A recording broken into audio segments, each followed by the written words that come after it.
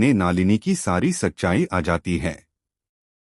देव को पता चल जाता है कि नालिनी ने पार्वती यानी पारो को नीचा दिखाने के लिए उसकी ड्रिंक में नशीली दवा मिला दी थी, जिसके बाद पारो ने डांस पार्टी में अपना आपा खो दिया था और सबके सामने उसकी बेइज्जती हुई थी।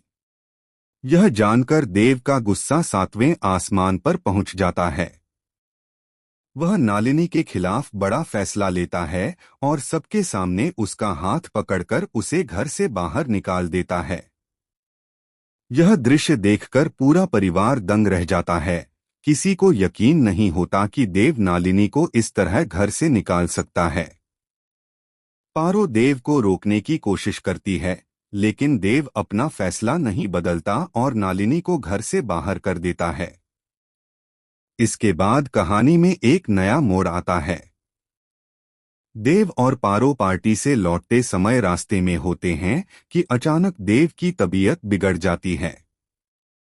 वह गाड़ी चलाने के काबिल नहीं रहता।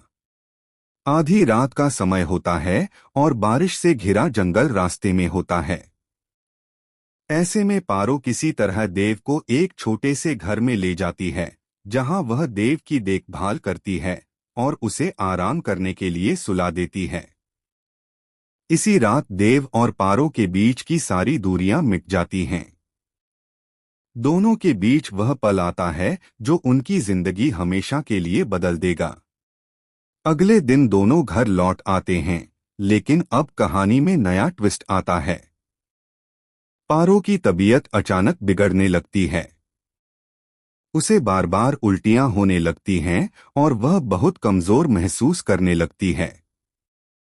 देव उसे फौरन अस्पताल ले जाता है, जहां डॉक्टर देव को बताती है कि पारो प्रेग्नेंट है। यह सुनकर देव पूरी तरह से हैरान रह जाता है। उसे यकीन नहीं होता कि वह पिता बनने वाला है। तभी उसे याद आता है कि उस रात जंगल के घर में क्या हुआ था, जब दोनों के बीच की दीवारें टूट गई थीं। देव और पारो के रिश्ते में अब एक नई शुरुआत की संभावना दिखती है, लेकिन कहानी यहीं खत्म नहीं होती।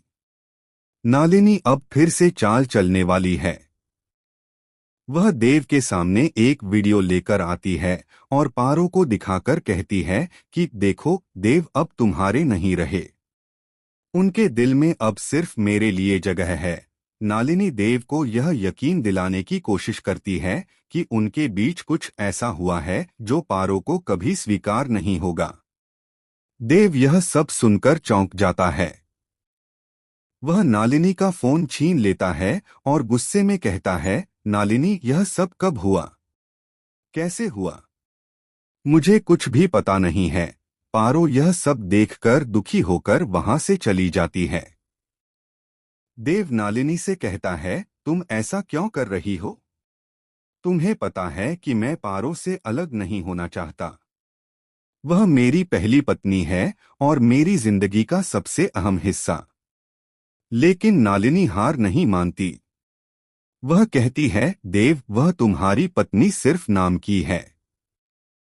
जल्द ही तुम उससे अलग हो जाओगे, क्योंकि तुम्हारा असली प्यार मैं हूं। यह सुनकर देव गुस्से में नालिनी को जवाब देता है, नहीं, मैं पारो से अलग नहीं होना चाहता।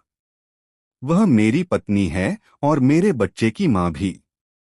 कहानी यहीं पर एक बड़े क्लाइमेक्स की ओर बढ़ती है, जहां एक तरफ नालिनी की साजिशें अपने ही जाल में उलझने लगती हैं, वहीं दूसरी तरफ देव और पार्वती अपने आने वाले बच्चे के साथ अपनी जिंदगी की नई शुरुआत करने की ओर कदम बढ़ाते हैं।